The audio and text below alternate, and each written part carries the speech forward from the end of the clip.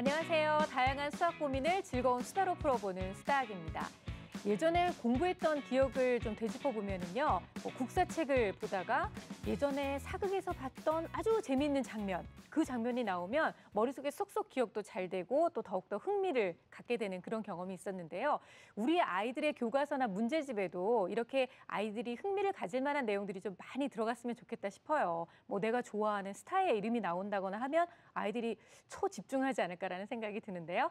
자, 오늘도 수다학을 꽉 채워주실 네 분 소개해드립니다. 어서 오세요. 안녕하세요.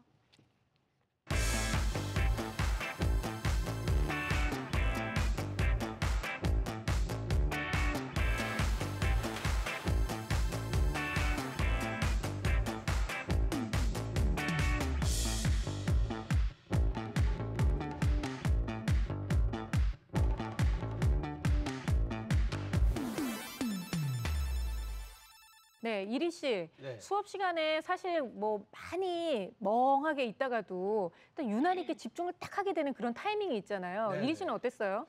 저는 그 남자 중학교, 고등학교를 나왔는데 그래서 그런지 모르겠는데 선생님이 수업하다가 갑자기 여학생들 얘기하거나 아, 네. 여자 얘기할 때는 갑자기 귀가 쫑긋하면서 이 작은 눈도 커집니다. 아무래도 그렇겠네요, 진짜. 그 이성 얘기할 때도 그랬고 또 하나가 뭐였냐면은 야, 요거 시험에 나온다. 그렇죠. 요 한마디 들으면 갑자기 칠판을 바라보면서 집중하게 돼요. 네. 아무래도 관심 있는 부분에 대한 얘기가 나오면 네. 당연히 집중을 하게 될 수밖에 그렇죠. 없는데 네. 제가 왜 이 말씀을 드리냐면요. 교과 과정에 자산 관리와 같은 금융 교육 내용이 앞으로 추가될 내용이라고 그래요. 야, 그러면 이제 굉장히 좋은 것 같아요. 왜냐하면 아이들이 철이 빨리 들 것 같아. 그렇죠. 왜냐면 돈에 대한 네. 개념이 생기니까요. 부모님의 재산 상태를 잘 파악할 수가 있기 때문에 아, 내가 갖고 싶은 것도 사달라면 안 되겠다. 우리 엄마 어렵지? 이렇게 되면서. 아니, 애들이 철이 들 수도 있겠네요. 그리고 네. 요즘 애들은 돈은 어디서 생길까요? 이러면 전부 다 은행 가면 줘요. 이렇게 얘기를 해서 정말 어린아이들은 돈 관념이 없어요. 네. 근데 이런 아이들한테 얼마나 돈이 소중하고 벌기가 힘든 건지 좀 가르쳐줄 필요가 있을 것 같은데요. 고등학교 필수 교과인 통합사회에 별도의 금융단원이 신설될 예정이라고 합니다. 그런데 이게 지금 사회 과목에 나온다는 건데요. 교수님, 이게 사실 수학하고도 굉장히 관련이 있는 얘기 아닌가요? 그렇죠. 그래서 이번 새로 개정되는 교육과정에서는 수학의 새 과목으로 경제 수학이라는 과목이 생겨요. 네. 그래서 경제와 수학에서는 분업과 특화, 아니면 금융생활에서는 자산관리와 같은 걸 해서 예를 들어서 학생들한테 10대부터 70대까지 각 그 세대별로 그 주로 수입원이 뭐고 지출이 뭐고 어떻게 저축을 할 것이냐 이런 것들을 계획을 세워서 네. 예를 들어 저축은 복리로 한번 계산을 해봐라. 근데 학생들이 정말 진지하게 계획을 세우고 복리 계산하는 과정에서 그럼 이 복리를 좀 더 잘 이해하기 위해서 그 무리수 2 있잖아요. 무리수 2하고 그다음에 자연 로그 같은 거를 도입해가지고 그 원리를 가르치고 했더니 학생들이 굉장히 흥미롭게 받아들였어요. 네. 실제로 학교에 요즘에 금융교육을 한다고 버스가 정말요? 오는데 초등학교도 오는군요. 네, 보통 금융교육이라고 하면은 뭔가 경제와 사회에만 관련된 과목인가 생각을 하시는데 아닙니다. 이게 경제적인 흐름도 알지만 그 통장을 하면서 그 이율 계산도 하고 네. 출입금도 계산하면서 수학도 될 뿐더러 끝나고 나서 소감도 적고 어떻게 해야겠다 결심도 하기 때문에 대단히 여러 과목이 융합이 돼서 된 그런 것들이거든요. 그래서 네. 아이들이 실제로도 되게 여러 교과목에 연결이 많이 되고 굉장히 재밌습니다. 저도 배워야 될 것 같아요. 게다가 입시에도 이제 융합 교육이 입시로 형태로 바뀌기 때문에 현재도 그 국어나 영어 같은 지문에 보면 수학 관련된 지문들이 많이 나오고 있고요.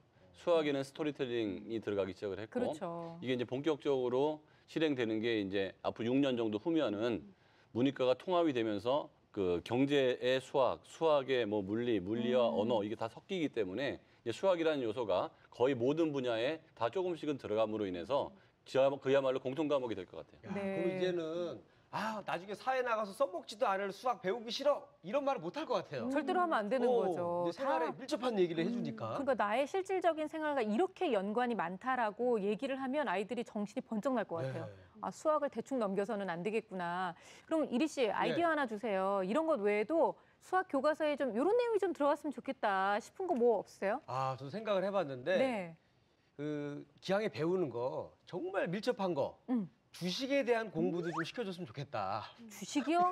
아니 뭐 금융까지는 좋은데 주식은 좀 아니 네. 그 기업 분석하는 거 이런 것도 있고 어렸을 때부터 좀 주식을 공부하면 좀 피해도 좀 덜 보고 좀 경제에 대한 그런 그 개념도 생기지 않을까. 요즘 좀 이렇게 네. 힘드셨어요? 주식 때문에? 피해를 많이 봤습니다. 실질적으로 이렇게 아이들이 수학을 좀 어려워하잖아요. 그래서 네. 교육과정 자체에도 아이들이 흥미를 끌 수 있는 내용을 넣었으면 좋겠어요. 예를 들면 뭐 초등 저학년 같은 경우는 아이들 환상 속에 살고 있는 이야기들을 수학의 소재로 넣는 거죠. 산타크로스 할아버지가 전 세계를 하루 동안 돌잖아요. 그럼 그래요. 얼마의 속도로 돌아야지 아이들한테 빨리 선물을 분배할 것인가. 네. 뭐 이런 소재로 하면 궁금하기도 하고 재밌고요. 또는 실제 사례들 있잖아요. 속도 구간을 정해서 평균을 내는 거예요. 그래서 과속을 잡아낸다 이런 것을 통해서 이제 아이들에게 실 상황을 기사거리를 제공하고 네. 정보를 찾고 이런 활동들. 그래서 읽으면서 재밌어하는 느낌의 소재들을 많이 제공하면 좋겠다는 네. 생각을 해봤어요. 역시 김희진 선생님처럼 이렇게 아이들의 눈높이에서 맞춰서 또 이런 아이디어가 아이들의 그 교과목을 훨씬 더 재미있게 만들 수 있는 그런 아주 작은 씨앗이 되지 않을까 괜히 싶은데요. 주식 얘기했던 제가 미안해지네요. 그렇죠. 네, 부끄럽죠. 부끄러워. 그럴 것 같아요. 자, 이제는요, 저희가 오늘 수다하게 노크를 해주신 어머님의 사연을 만나봐야 될 텐데요. 오늘은 어떤 고민인지 화면으로 함께 만나보겠습니다. 오늘의 수다학 신청자를 찾아 경기도 수원에 왔습니다. 깨끗한 거실 한편에 아이들을 위한 책장이 눈에 띕니다. 거실에도 책이 있네요. 네, 주로 창작 동화가 많네요. 아, 그래요? 눈웃음이 매력적인 오늘의 주인공 주엽이가 보이네요. 아들 둘 있는 수원에 사는 엄마 최정희입니다. 네, 반가워요. 주엽이 엄마의 고민을 들어볼까요? 아이가 이제 올해 3학년 되면서 수학 공부를 이제 시켜봤는데 좀 많이 어려워하더라고요. 서술형이나 조금 약간 꼬인 문제 같은 경우에는 이제 생각을 딱 안 해버리려고 하는 게 보이더라고요. 그냥 단순히 그 문제가 길다는 것만 보고 이건 어려워, 나는 못 풀 것 같아, 그렇게 생각하는 점이 문제인 것 같아요. 집중력을 높여준다는 녹색 벽지로 꾸며져 있는 주엽이의 방. 평소 책 읽기를 좋아하는 아들을 위해 공부방 한쪽 벽면은 책으로 가득 채웠고요. 수학 문제집은 언제나 손이 닿는 곳에 놓아두었습니다. 저희 아이가 푸는 수학 문제집이거든요. 아유, 그래도 공부를 꾸준히 열심히 시키시네요. 문제가 크게 나온다던가 이게 복합연산이 들어가거나 그러면 어려워하고, 또 이렇게 막 사고력을 요하는 문제들은 또 이제 공란으로 그냥 별표 쳐놓고 넘어가기도 하고. 하기 싫은 거죠, 그냥 진짜로. 기본적인 연산 문제는 암산으로 풀어버린다는 주엽이. 그래서인지 연산 실수가 많습니다. 풀이 과정이 별로 없는 것 없죠, 같아요. 네. 혹시 해답지를 본 거 아닌가 걱정이 되네. 그닥 어렵지 않은 문제도 어렵게 생각하고 힘들게 생각하니까 그게 많이 걱정돼요. 그러니까 앞에는 잘하고 뒤로 갈수록 잘 안 풀고. 어머니가 원인을 딱 정하고서 문제집을 계속 보시는 것 같은 생각이 좀 아, 드네요. 예. 이럴 것이다라고 예. 생각하고. 지금 벌써 3학년인데 초등학교 3학년, 중학교 3학년, 고등학교 3학년 거의 10년이라는 시간을 수학을 안 할 수는 없잖아요. 더 재밌고 즐겁게 할 수 있게 도와주셨으면 좋겠어요. 뭐 수학이 뭐 어렵고 힘든 것이 아니라 풀면 풀수록 재미있고 신기한 세계로구나, 그런 걸 좀 알 수 있게, 재밌는 거구나, 그렇게 알 수 있게 했으면 좋겠어요. 수학을 재미있게 할 수 있는 방법이 있을까요? 오늘 주인공은 초등학교 3학년 주엽입니다. 어머니의 말씀 그대로 긴 문장을 보면서 나는 하기 싫어 이렇게 하고 일단 열심히 안 하는 모습이 많이 보이고요. 복합 연산도 좀 어려워한다라고 말씀을 하셨는데요. 지금 현재 성적은 약 70점 정도가 나온다고 하고요. 수학 과외를 하다가 지금은 그만둔 상태라고 하는데, 보통 아이들이 이렇게 뭐 서술형 문제 나오면 좀 어려워하거나 그러지 않나요? 애들 대부분이 긴 말이 나오면 이렇게 부담감부터 갖는 건 사실이에요. 네. 그래서 실제로 대화를 할 때도 말도 잘 이해 못하는 친구들이 3학년들 꽤 많거든요. 그렇죠. 예, 근데 글로다가 그것도 무시무시한 수학 문제를 풀려니까 오히려 이해할 것이 더 많아지는 느낌? 그래서 부담감이 커요. 어려워하는 아이들이 꽤 많습니다. 근데 일반적으로 서술형 문항을 지금 다루기보다는 문장제 문제를 지금 다루고 있는 거거든요. 뭐가 다른 건가요, 선생님? 그러니까 서술형은 일반적으로 풀이 과정을 써 내려가는 거를 다 서술형이라고 부르고요. 문장제는 수학 문항이 문장으로 좀 길게 이루어진 문항을 문장제 문항이라고 하죠. 근데 3학년 때부터 보통 이제 문장제 문항을 다루잖아요. 그럼 문장의 이해를 잘 못하거나 아니면 문장을 수식으로 전환하는 그런 과정을 어려워해서 보통 문장제 문항을 어려워하고요. 아까 지금 어머님이 딱 펼쳐서 이런 문항이라고 했던 거는 그건 또 이제 문장제 문항하고 조금 더 다른 그건 이제 스토리 문제 만들기예요. 그 스토리로 만드는 문항이거든요. 그래서 그거는 또 좀 다른 영역에 속해요. 저도 머리가 아프네요, 얘기 들으니까. 그러니까 뭐 수식을 보고 그러면 본인이 그거를 스토리로 만드는 건가요? 그러니까 곱셈과 나눗셈의 개념 더하기 그것이 들어갈 수 있는 상황과 맥락을 만들어야 되니까 수학 개념과 작가의 개념이 다 들어가야 되는 거라서 굉장히 어려운 이게 그거 같아요. 내용이라서요. 그 영어를 듣고 동시통역사가 그렇죠. 한국말로 이렇게 번역해 주는 것처럼 이 긴 한국말 수식을 가지고 수학 그거 공식으로 또 번역을 쓰고. 해줘야 되잖아요. 요 작업이 지금 좀 어려워한다는 거죠. 그게 네. 과거보다 네. 자꾸 더 어려워지는 이유 중에 하나가 그 디지털 문화가 그런 걸 더 가속화시켰다는 설이 많이 있는데 네. 과거에는 편지를 쓰거나 말로서 얘기를 주고받았던 거를 이제 간단한 문자 메시지나 뭐 톡 같은 걸로 주고받다 그렇죠. 보니까 예. 그냥 축약시켜서 얘기하고 즉각 답변이 나와야 되기 때문에 긴 문장을 쓰거나 들어볼 기회가 많이 없는 거예요. 그래서 과거에는 문장을 보고 나서 해석할 수 있는 능력이 좋았는데 지금 너무 축어나 약어를 갖고서 대화가 왔다 갔다 하다 보니까 이런 문장제가 나오면 그 수식으로 나왔을 때보다 훨씬 고통스럽게 느끼는 거죠. 주엽이의 특징도 알아봤으니까 어머니께서 어떻게 공부를 또 시키고 계시는지 또 주엽이는 또 어떤 아이인지 궁금합니다. 함께 화면으로 만나보겠습니다. 학교 후 주엽이가 동생과 함께 시간을 보내고 있습니다. 도란도란 이야기를 나누는 모습이 무척이나 다정해 보이는 형제네요. 이거 윤기가 줄 건데. 그럼 본격적으로 주엽이의 생활을 들여다볼까요? 온 집안을 돌아다니며 노는 개구쟁이들. 그 카드 튕기는 거 배웠구나. 준아, 너 그러니까 형아한테 혼나는 거야. 형아 그러면 가만히 있어. 왜 자꾸 딴지 걸고 그래? 너 얘기하는 거에 누가 그러면 좋아? 어? 엄마가 그래서 형아 편을 들어주시네요. 네. 그렇죠? 학교에서 돌아온 지 꽤 오랜 시간이 흐른 것 같은데 노는 데만 정신이 팔렸네요. 과연 숙제는 하고 노는 건지 결국 엄마의 인내심도 한계에 봉착합니다. 너네 할 거 없어? 네. 어? 계속 놀기만 할 거야? 계속 놀기만 할 거야? 그러면 공부하라는 의미구나. 숙제처럼 약간 강제성이 있는 거는 본인이 해요. 근데 하지만 자율적으로 이렇게 본인이 공부해야겠다라든지 시험 기간이니까 공부 좀 해야지 이런 거는 솔직히 많이 없어요. 엄마의 잔소리가 있어야 겨우 책상 앞에 앉는 주엽이. 또 뭔가 열심히 하는데요. 앉기는 앉았지만 억지로 하는 공부가 좋을 리 없습니다. 무서워요. 혼날 것 같아요. 그래도 대견하게 제일 먼저 꺼낸 건 수학 문제집이네요. 공부하는 와중에도 밖에서는 엄마하고 동생하고 계속 말소리가 좀 들려요. 이런 주엽이 최대의 난관 시간 계산 문제에 봉착했습니다. 그런데 풀이 과정도 없이 답만 쓱쓱 쓰는데요. 어렵다고 만날 틀리면서 눈으로 대충 푸는 게 주엽이의 가장 큰 문제라고 합니다. 이게 좀 어려워하는 그 문장제 문제인 거죠? 이런 게. 흥미를 높이기 위해서 재미있는 이야기로 풀어가는 문장제 문제. 긴 문장에 시간 계산까지 맞춘 게 대견할 정도로 주엽이가 가장 어려워하는 유형입니다. 빼기 싫어해요. 어려우니까 재미없잖아요. 재미도 즐거움도 없고 왜 해야 하는지도 모르는 수학.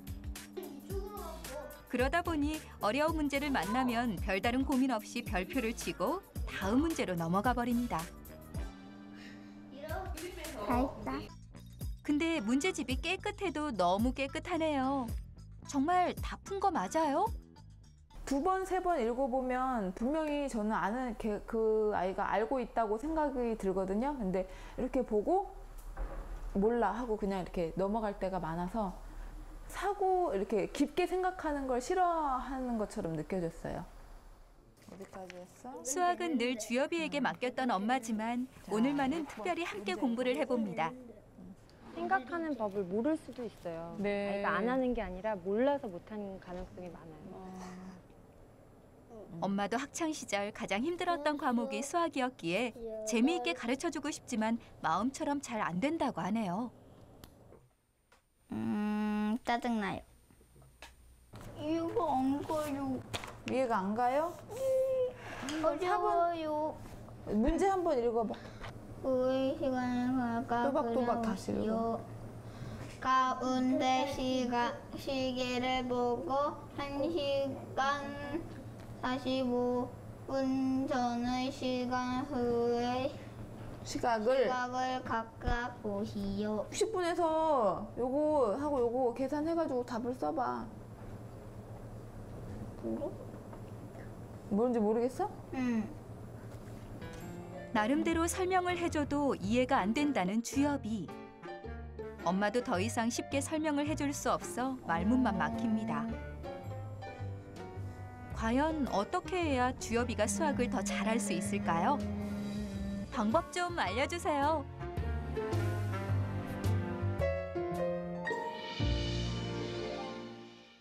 일단 주엽이를 만난 그 느낌은요. 주엽이 어머니가 힘들어 보이세요. 아들 둘 키우는 게 정말 뭐 여간 만만치 않은 일이기 때문에 우리 김희진 선생님께서 아주 그 동감을 하실 것 같고요. 그렇죠. 아우, 아들 둘이 정말 힘듭니다. 저 어머니의 심정을 이해가 가요. 그런데 네. 저는 어머니 표정보다 주엽이 표정이 더 힘들어 보이더라고요. 마음에 걸리셨어요. 어떤 네. 부분이 그러셨어요? 그러니까 그 짜증난다는 표현이 사실은 3학년 애들이 거의 안 쓰는 표현이거든요. 정말 많이 지친 느낌? 그리고 수학 같은 강요에 자기 하고 싶은 마음도 없는데 해야 하겠는데 그렇죠. 결과물도 없고 그리고 이런 상황까지 도래가 돼서 자기가 이제 모든 만천지하에 공개를 하는 거잖아요. 그래서 조금 이렇게 많이 힘든 느낌. 근데 의외로 짜증나요 이러면서 눈은 웃고 있었어요. 맞아요. 눈웃음을 잘 치더라고요. 눈은 웃고 있었기 때문에 그리고 본인이 눈이 닮았다고 그렇게 얘기하는데 굉장히 어머님이 언짢아하실 것 같아요. 왜 그러세요? 주엽이가 눈 길이가 훨씬 길어요. 걔는 눈꼬리는 저보다 좀 길긴 길었는데 길어요. 어쨌든 남 같지가 않았습니다. 왜냐하면 저도 수학을 굉장히 힘들어했고 이 작은 눈을 부르뜨면서 그 문제를 푸는데 너무 안쓰러웠어요. 네. 아까도 사실 형이 한창 공부하고 있는데 동생은 그냥 뒤에 누워가지고 이렇게 장난치는 모습 보니까 더 주엽이가 공부하기 싫어지겠구나라는 그렇죠. 생각이 좀 들었거든요. 근데 혼자 공부하는 모습을 보고는 어떠셨는지 좀 잠깐 얘기를 들어볼까요?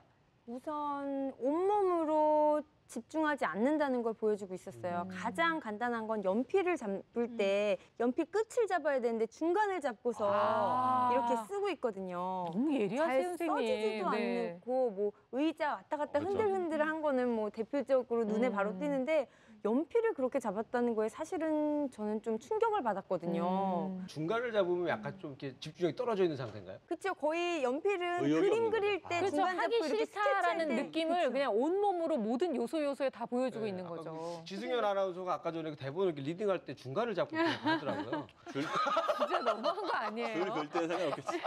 아니 근데 저도 그 글씨 써놓은 거 보고 비슷하게 느꼈는데 네. 저는 아이가 글씨를 참 자신 없게 썼다. 그러니까 보통은 좀 이렇게 또박또박 자신 있게 쓸 나이잖아요. 그렇죠. 그런 거를 연습하고. 근데 자신이 없게 쓰고 그다음에 뭐 비교점과 공통점을 쓰세요. 이런 거는 사실은 몰라도 애들이 아무거나 눈에 보이는 대로 공통점, 틀린 점, 그러니까 다른 점을 쓰는데 그런 거를 다 건너뛰는 거를 봐서 뭔가 맞든 틀리든 이렇게 자신 있게 덤비는 그런 일면이 좀 부족한 게 아닌가 이제 그런 생각을 했었어요. 네. 제가 한 가지 더 덧붙이면 문제집을 봤을 때 보면 이 아이가 식을 거의 쓰지 않았거든요. 다른 네. 어린이들 비해 유난히 식 풀이 과정을 많이 안 쓰더라고요.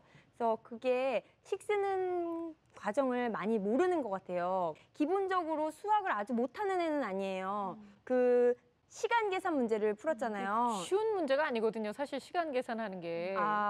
쉽군요. 네. 그렇게 어려운 문제는 아니에요. 본인이 못하는 걸 자꾸 모든 사람이 아니, 어려워한다고 근데- 하지 마세요. 아니 어려운 문제예요. 그냥 그게. 더하기보다 이렇게 시간 계산은 사실은 그건 60진법이거든요. 그러니까요. 그래서 네. 그런 진법 계산을 잘 한다고 하는 건 수 감각이 있는 거예요. 그리고 또 아까 보니까 기본 연산 문제는 다 맞은 걸 봐서 또 네. 기본 연산에도 별 문제가 없는 거고요. 네. 그렇죠? 근데 그런데 의외로 애들이 시간 문제는 다 맞아요. 잘 풀어요. 이제 많이 잘 하는 본인만 지금 편이거든요. 시간에 대한 네. 개념이 없으신 거예요. 실제로 보면 이렇게 많이 안 틀리고 하는데 그런데 아까 엄마랑 함께 할 때 보면은 시간 문제를 응용한 문제에서 이렇게 식이 나와서 그걸 못 풀었거든요. 그러니까 이 기본적으로 되어는 있는데 그 단계를 올라가는 것에 그 정확하게 아무것도 하나도 아는 게 없는 것 같아요. 이 상태에서는. 그래서 근데 어머니께서는 풀어봐, 올라가봐, 뭐 해봐. 근데 엄두도 안 나고 지금 아무것도 모르고 이 아이는 계단을 쌓아줘야 되거든요. 그래서 이런 경우에는 이 아이가 식 쓰는 걸 어려워하니까 아예 요거하고 똑같은 문제집을 하나 더 구입을 하셔서 거기에 식 쓰는 위치와 식을 오밀조밀한 글씨로 미리 샘플링을 해주는 거예요. 네. 이렇게 써서 이렇게 답을 구하고 여기다 쓰고 이렇게 한다라는 거를 샘플링을 보여주면서 아이한테 조금 그 식 써서 문제 푸는 것에 대해서 체계를 좀 확립시켜주면 훨씬 더 아이가 손쉽게 두려워하지 않고 머뭇거리지 않고 확 도전을 할 수 있지 않을까 이런 생각이 들었습니다. 저 같은 경우에 이제 제일 먼저 보는 게 독해력을 보거든요. 네. 저 아이가 그 수학 문제 읽을 때 단어 나열하듯이 읽어요. 다시 말하면 주어가 뭔지, 수로가 뭔지, 그렇죠. 주어진 것이 뭔지, 구하는 건 뭔지 전혀 관계없이 쭉 읽어 나간다는 거죠. 네. 일단 이 아이는 읽는 연습부터 제대로 시켜야 그 다음에 넘어갈 수 있을 것 같아요. 자, 그럼 일단 수학 공부량이 또 하루에 얼마나 되는지도 좀 한번 확인을 해봐야 될 것 같으니까요. 일일 시간표를 한번 보겠습니다. 자, 학교를 갔다 오고 나서는 주로 이제 학원을 가는데요. 이제 목요일 시간표인데 가장 빡빡한 날이에요. 영어, 논술, 피아노, 수영 학원을 갔다 와서 2시간 반 정도 휴식을 취하고 이제 숙제 독서를 합니다. 그리고 나서 자유시간 후에 이제 취침을 하는데 사실 이렇게 보면 학원 가는 시간은 굉장히 빡빡하지만 실제로 집에 와서 공부하는 시간은 좀 조금 부족하지 않나라는 생각이 들거든요. 그 수학은 정말 매일 조금씩 자극을 주는 게 한꺼번에 여러 시간 자극 주는 것보다 어릴 때 좋아질 가능성이 많기 때문에 네. 한 몇십 분이라도 이 아이한테 수학을 풀 수 있는 시간을 일정하게 주어지는 거는 이 아이의 지능이나 그 수학적 사고 능력을 키우는 데 도움이 될 것 같아요. 네. 보면은 아이가 아까 이렇게 이거 친구 누가 줬는데 그렇게 딱지를 팍 네. 이렇게 날려서 막 가서 가져오고 너무 즐거워하면서 간단한 놀인데도 재밌게 놀았잖아요. 굉장히 활동적인 아이거든요. 근데 이런 아이한테 이제 논술이나 피아노는 또 다른 게 힘든 과목일 수 부담이 있어요. 될 예, 수도 있을 특히 것 논술 같아요. 같은 경우는 거의 정말 가기 싫은 그런 활동일 수도 있어요. 그래서 제 생각에는 아이에게 또 다른 부담을 줄 수 있는 이런 활동들은 과감히 어머니께서 빼시고 배드민턴이라든가 인라인 스케이트라든가 그러니까 활동적으로 자신의 것을 다 분출할 수 있는 네. 재미있는 활동들을 이렇게 방과 후 활동 중에도 학교 방과 후에도 굉장히 많거든요. 체대에 보내려고 생각하고 계신 것 같은데 지금. 아니 근데 남자아이 같은 경우 꾸준히 좋아하는 운동을 시키는 건 중요한 거 어, 같아요. 그럼요. 그렇게 네. 분출을 하고 나면 뭐 집에 여자아이도 오면 그렇지만. 얌전해져요. 애들이 하루 종일 집에만 데리고 있으면 저녁 때 되면 아주 아실 거예요. 공감하실 거예요. 어머니들은 엄마들도 다. 그래요. 잠깐 나가서 이게 커피도 마시고 오고 맞아. 마실도 나갔다고 와야지 이게 스트레스가 해소가 되는 사람이 다 똑같은 네. 거거든요. 그래서 이렇게 우리 친구 같은 경우는 체육 활동을 통해서 좀 분출을 한 다음에 저녁 때 아까 소장님이 말씀하신 것처럼 30분 정도 길게도 아니고 15분에서 30분 정도는 이제 조금 집중적으로 수학에 대해서 풀이 방법을 안내해 주는 게 좋아요. 어머니께서 직접 해주셔도 좋고 그게 좀 부담되신다고 하면 정말 제가 하루 날 잡아서 그런 무료 영상들 한번 제대로 소개해드리고 싶은 마음이 있거든요. 너무 재밌고 애들이 빠져들어요. 아, 정말 진짜요? 괜찮거든요. 네. 수학 재밌게 느낄 수 있는 그렇죠. 영화 같은 거. 네, 우리나라가 정말 단연 최고인 것 같아요. 그래서 그런 것들 보여주면서 조금 이제 수학에 대한 흥미도 있기고 실질적인 풀이 방법, 자신이 가지고 있는 기본 단계에서 응용으로 넘어갈 수 있는 그런 계단들을 거기서 네. 아주 친절하게 길 안내가 되어 있거든요. 이런 거 많이 접하게 해주시면 좋을 것 같습니다. 이 부분에서 집중력하고 수업 시간이나 학습 시간 정하는 법을 알려드리면 우리 아이가 집중력이 보통이다라고 하면 30분은 견딜 수 있고요. 떨어진다. 그럼 30분을 못 견디는 거거든요. 그러면 그 사이에 휴식 또는 점검하는 시간을 가져주면 집중력이 유지되는데 그렇죠. 남의 집 아이가 1시간 한다고 우리 애도 1시간 하려고 그러면 20분은 집중하고 나머지 40분은 전혀 공부 안 한다고 보시면 될 것 같아요. 네. 그럼 아예 집중력에 맞게끔 뭐 20분 만약에 공부하고 나서는 학교처럼 무슨 뭐 수업 종이 친다던가 알람이 울리면 한 10분 쉬고 또 20분 공부하고 또 10분 쉬고 뭐 그럼 이렇게 하는 애가 너무 방법도- 하루 종일 학교에 네. 있는 것 같은 느낌이 들지는 않을까요? 제가 그래서 학부모님들한테 많이 권해주는 건 요리 시계를 많이 권해줘요. 보틀 할 것도 없이 따라락 돌려버리면 시간이 되면 땅 소리 나니까 네. 근데 그런 걸 활용하는 게 정말 괜찮나요? 괜찮죠. 왜냐하면 어차피 앉아있는 시간이 중요한 게 아니고 공부 시간의 총량은 집중하는 시간의 총량이지 앉아있는 그쵸. 총량이 아니거든요. 그래서 집중을 유지시켜주는 게 오래 앉아있는 것보다 훨씬 좋습니다.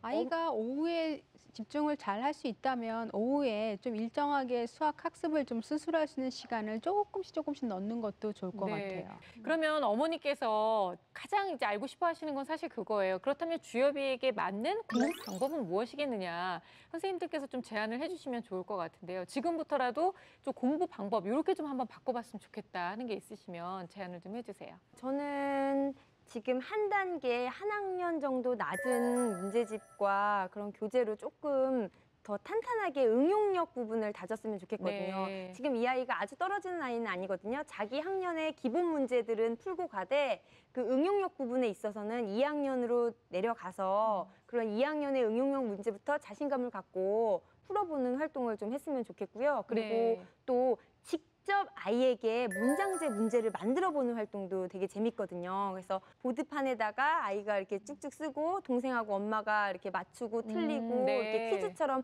많은 양을 하면 아이가 부담을 느끼니까요. 뭐 하루에 한 문제 그것도 부담되면 일주일에 2~3번 정도 한 문제씩을 해놓고 와 궁리하고 어렵고 네가 그러면 만들었으니까 한번 풀어봐. 그러면 이렇게 좀 해주고 설명하고 하면서 수학에 대한 거부감 지금은 짜증나고 엄마가 무서우니까 하고 뭔가 해야 되니까 하고가 아니라 엄마 안 해? 그 퀴즈놀이 안 해? 라는 식으로 이제 좀 네. 관심을 끌 수 있게 그렇게 문제를 직접 내보는 것도 좋을 것 같습니다. 저는 두 가지 해주고 싶은데요.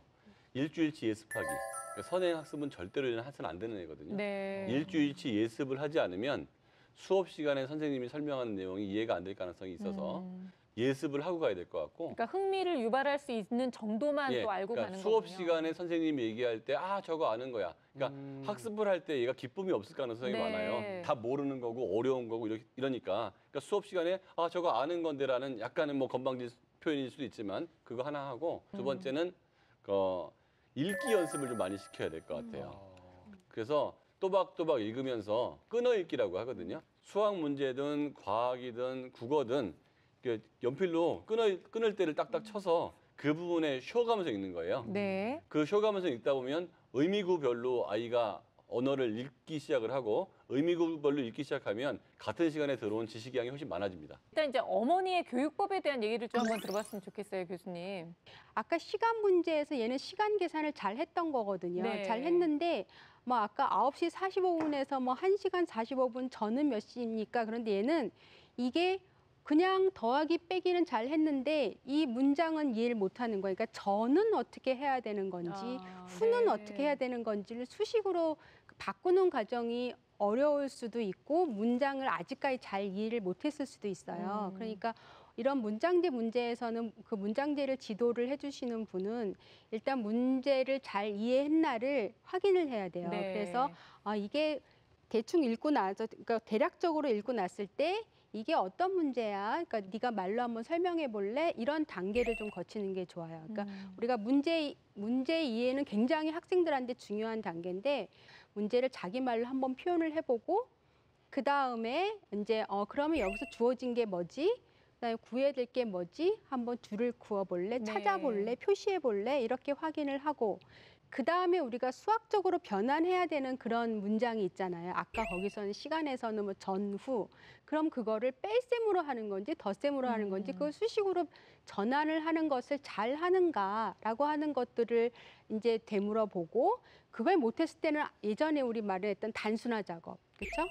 4시에서 그럼 1시간 전이 언제야? 이렇게 단순하게 물어보고 그게 안 될 때는 또 시각적으로 확인한 작업을 그렇죠. 해야 실제로 돼요. 뭐 시계 돌려서 보면 네, 되니까요. 보통은 머릿속으로 이제 그려서 하는데 그게 안 될 때는 정말 실제로 그려보거나 어떤 구체물을 가져온다거나 아니면 예전에 풀었던 비슷한 문제를 상기시킨다거나 이런 네. 단계를 통해서 문제 이해를 잘 하는, 그다음에 또 아까 말씀하신 것좀 끊어 읽는 그런 것도 해보면서 문제의 단계를 잘 그 지도를 하는 게 중요할 것 같아요. 네. 고은동 교수님은 애를 어떻게 이렇게 지도할지 너무 궁금해요. 실제로 아이가 있을 때 이거 알겠니? 뭐 이렇게 네. 대화하면서 하는 거 있잖아요. 이게 너무 보고 싶어요. 아니 근데 사실 어머니의 그 모습을 봤을 때 화면에서는 별로 표시가 나질 않아서 뭐라고 딱히 말할 수는 없지만 그냥 제가 봤을 때는 어머님이 이렇게 자상하고 인자하시다기보다는 눈빛으로 아이를 제압하는 스타일 있잖아요. 그 제압이 제가 되는 처음 그러신 것 시집을 같아요. 갔을 때 이제 요리를 할 때요. 커다란 생선 한 마리를 가지고 요리를 해야 되는데 그 생선이 너무 무서웠거든요. 비늘도 벗겨야 되고 그렇게 배를 이렇게 갈라서 그 속안에 이런 것도 만져야 되고 그러니까 이거를 요리를 해야 되는데 감당이 안 되는 거예요. 근데 문장제 같은 경우가 3학년 아이들이 느끼는 문장제가 그런 거거든요. 근데 어머니께서 아이한테 문제를 풀 때 통독을 시켰단 말이에요. 읽어봐. 해서 네. 어머 진짜 또 온몸으로 읽기 싫은데 통독을 하네요 하면서 아이가 읽잖아요.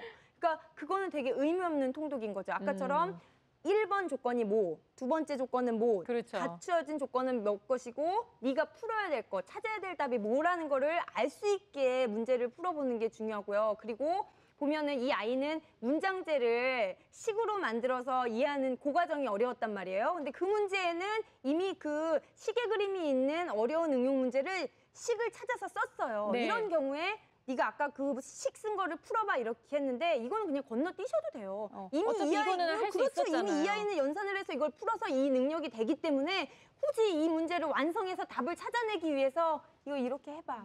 계산해. 이게 아니라 식 찾아냈네. 네가 어려워하는 거 했네. 좋았어. 너 건너뛰고 다른 문제 해도 이렇게 적절한 생략은 아이에게 큰 활력을 줄 것 그러니까 같아요. 확실히 잘할 수 있는 건 인정해 주는 것도 참 중요한 것 같아요. 아이를 가르치는 방식에 뭐가 문제가 있냐 이게 이제 질문인 것 같은데 네.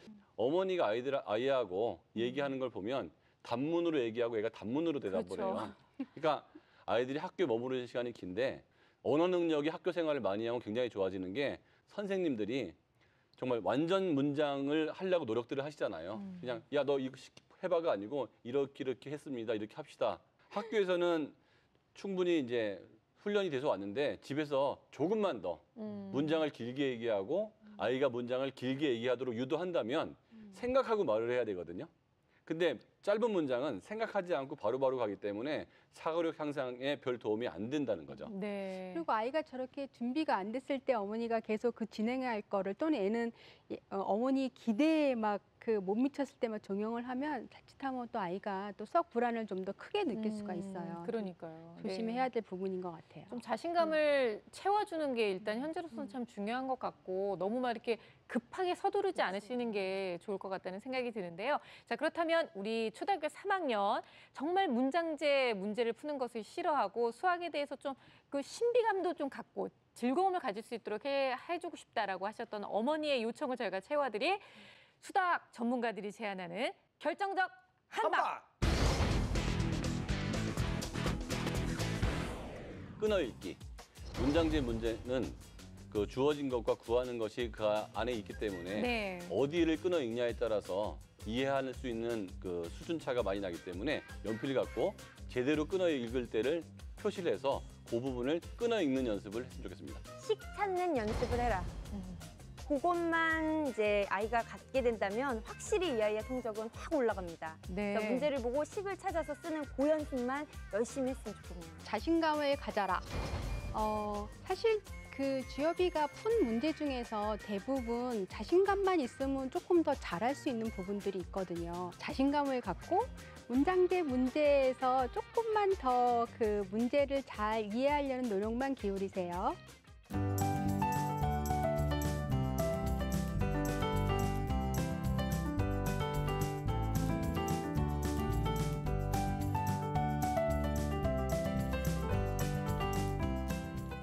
네, 그러면 수학이 인정하는 비전문가의 결정적 한방도 들어야 될 것 같아요. 이리 씨. 주유소 습격 사건의 유호성한테 배워라. 아, 이건 또 뭐예요? 왜 이호성 씨 왜요? 아, 유효석 씨가 거기서 네. 캐릭터가 한 놈만 팬다였거든요. 맞아요. 그래서 내가 보니까 차라리 어느 날은 어머니가 이 끈기가 없다고 하니까 네. 야, 오늘은 너 하루 종일 수학 공부 이거 한 문제만 풀자. 그래서 어. 그거 하나의 완성을 하는 여러 가지 생각을 해갖고 완성을 하게 해주면 도움이 되지 않을까. 그리고 성취감도 느끼지 않을까. 네. 비유는 너무 많은 걸 이상했는데 하니까 애가 힘들어하는 것 아이디어는 같아요. 좋은 것 같아요. 아, 비유는 이상했는데 아이디어는 좋은 것 같으시다고. 아니, 근데 정말 좋은 뭔가 것 같아요. 조금 어려워하는 한 단계 높은 수준의 문제를 주고 오늘은 이것만 끝까지 풀 때까지 해보자. 네. 근데 아직은 자신감이 좀 떨어질 때니까 약간 단계를 하나 더 높이면 네. 그 방법이 아주 좋을 것 같은데. 아니 오늘도 아주 굉장한 결정적 한방들이 쏟아져 나왔는데요. 자신감, 끊어읽기, 식 찾는 연습, 그리고 한 문제만 팔아. 팔아? 네, 어머니께서 한 번쯤은 좀 아이한테 이렇게 자신감을 불러일으켜 줄 수 있는 여러 가지 방법들로 활용해 보시면 아주 좋을 것 같습니다. 우리 초등학교 3학년 주엽이가 수학이 얼마나 재미있고 얼마나 즐거운 과목인가를, 그리고 어머니께서도 주엽이의 그 수학에 대한 불안감을 어머니께서도 떨쳐버리실 수 있는 그날이 빨리 오길 바라겠습니다.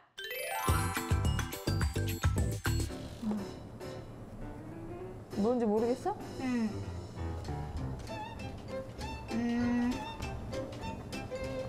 이거 엉거요. 어려워요.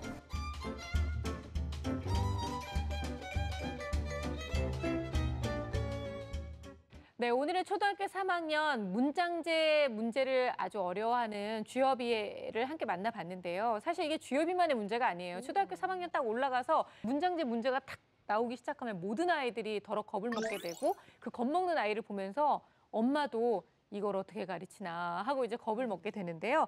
그래서 일단은 김희진 선생님, 이렇게 초등학교 3학년 딱 올라가자마자 뭔가 좀 많이 바뀌는 그 수학에 대해서 겁을 먹는 아이들한테는 어떤 이야기를 좀 해주고 싶으세요?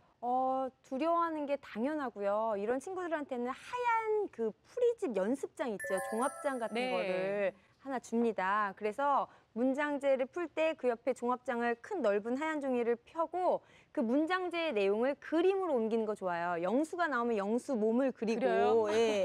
집이 나오면 집을 그리고, 사탕이 나오면 사탕을 그리고, 시간이 나오면 시계를 그리고요. 이런 식으로 시각화해서 그림처럼, 그래서 그 문제를 이해만 하는 것도, 식까지 찾아내고 답까지 찾아내면 너무 좋겠지만 그것까지 가지 않더라도 그 문제만이라도 그림화해서 이해하는 것만 된다면 절반은 성공입니다. 그래서 네. 그런 연습을 좀 해주면 좋을 것 같아요. 좋은 방법인 것 같아요. 진짜요. 머릿속에 그림을, 쏙쏙 들어올 것 같아요. 그림을 그리다 보다가 너무 잘 그려.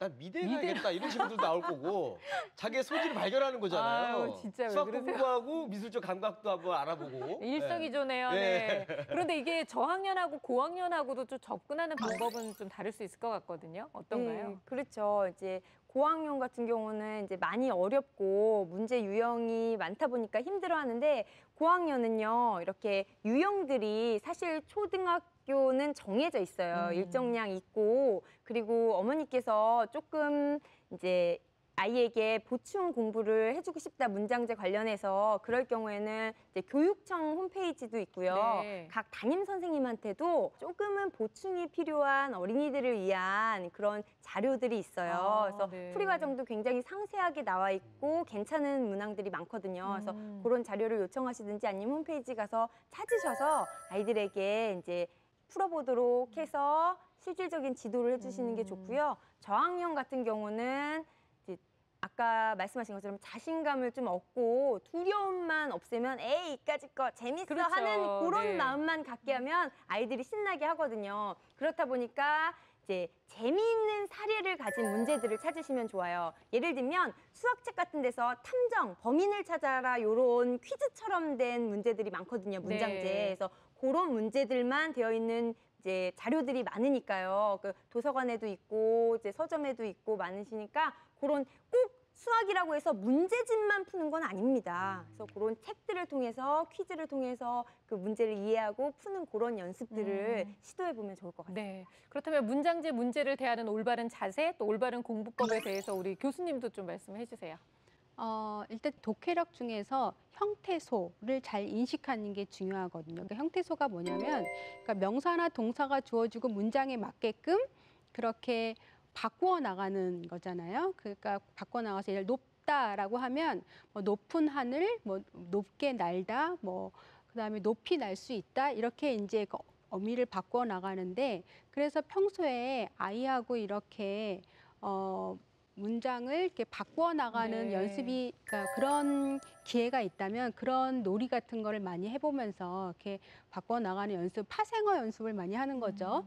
그러면 굉장히 그게 문장을 이해하는 데 도움이 많이 됩니다. 네, 좀 한번 활용해 보면 좋겠네요. 예. 소장님도. 그러니까 익숙하지 않은 것 때문에 고통스러운 거지 사실은 그냥 수학이면은 별 차이가 없는 거거든요.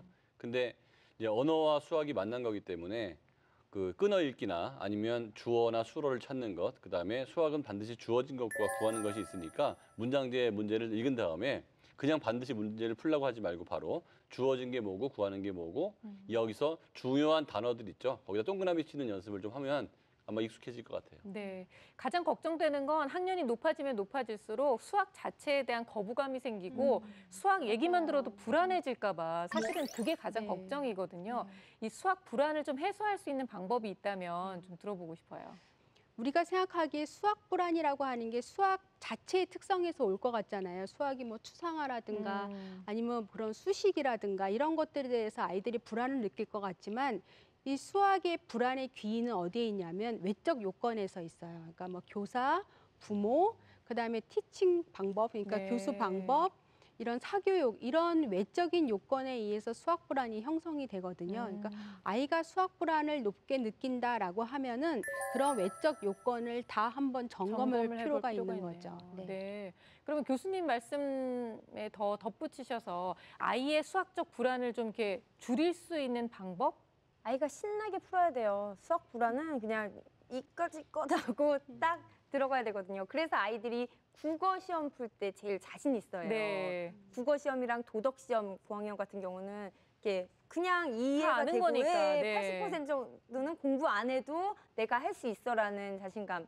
그래서 저는 그 수학 불안을 해소하기 위해서는 이 아이한테 뭔가 자신감을 줄 수 있는 이 아이만의 교재를 하나 찾는 것도 방법이지 않겠느냐. 꼭 엄마의 역할일 필요가 없어요. 아이가 스스로 찾을 수도 있고 네. 형제가 있다면 그 형이나 누나가 같이 가져서 찾는 방법도 있고요. 또는 뭐 친척의 도움을 받을 수도 있고 같이 찾아서 이 정도는 네가 도전해 볼래? 해볼 만하지 않겠니? 하고 이제 문제집 아니더라도 여러 가지 퀴즈책이라도 해서 찾아서 그걸 풀면서 우와 과한 리액션 있죠. 과도한 리액션. 대단한데 훌륭한 걸. 어우 정말 뛰어나네. 눈이 부시군 뭐 이런 식으로 과도하게 리액션을 해주면서 그 아이들이 우리는 뻔한 리액션인데 애들은 정말 용기를 얻어요.